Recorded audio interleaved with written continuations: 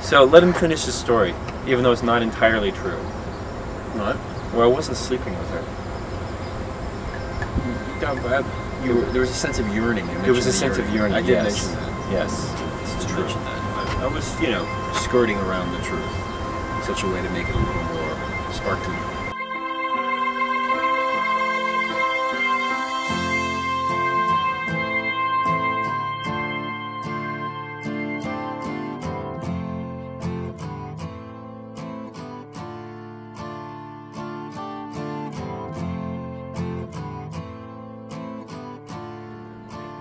The movie, well, after the sort of opening preamble, then there's shots of the crowd, and then Robin Williams is announcing something, and then Bobby McFerrin, and then a bunch of bands, and I just cut together. I mean, the whole sequence is 15 seconds. Right, and then we cut to the scale model version of the concert and the backstage with us leaving in the limousine, which is, you know, I started out, first thing I wrote was exterior storm night, a helicopter is going through the rain. I knew immediately that the only way to show it was in animation, because we didn't see the crash, so we saw it in our heads, and I saw it in black and white, and it might as well have been hand drawn. You know, it was, when I wrote the script, I knew I was going to write that, and when I got to the concert scene, I just, you know, I said a huge concert is taking place, and a toy limousine is going away from the crowd. I just immediately wrote toys, and it felt right because we were living in a kind of unreal situation. Why'd you become such a snob?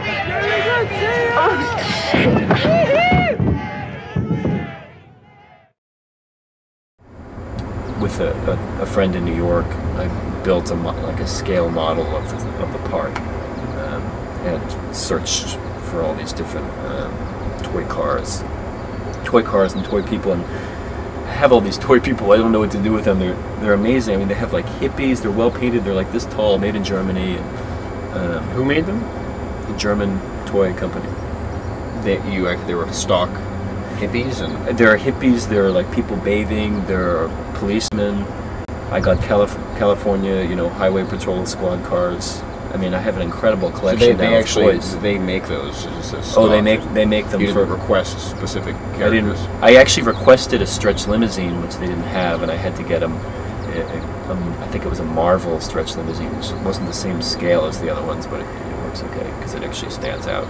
We actually made films with toy houses, with train set houses when we were 10 with a friend's video camera. So it seemed natural for me to. Super 8. Did I say video? Super 8. I meant It was Super one of 8. those crank. Yeah, it was a crank up. Crank. A crank. Actually, it wasn't even Super 8. It was 8. Yeah.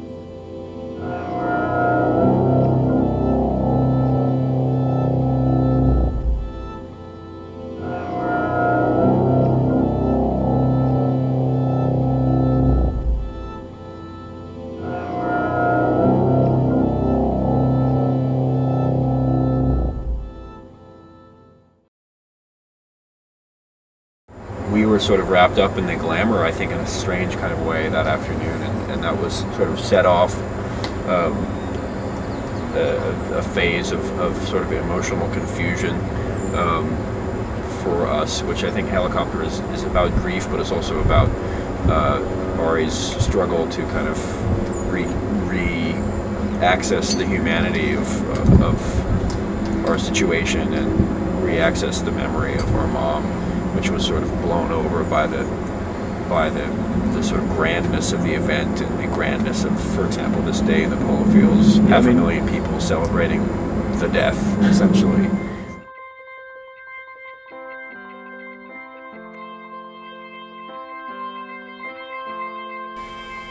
I had a Persian teacher in college the year our mom died.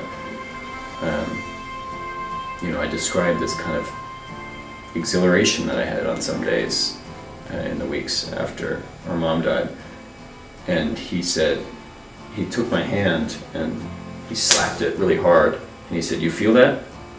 And you know, I felt this tingle in my hand, and he said, "That's what just happened to your soul. You feel your soul right now."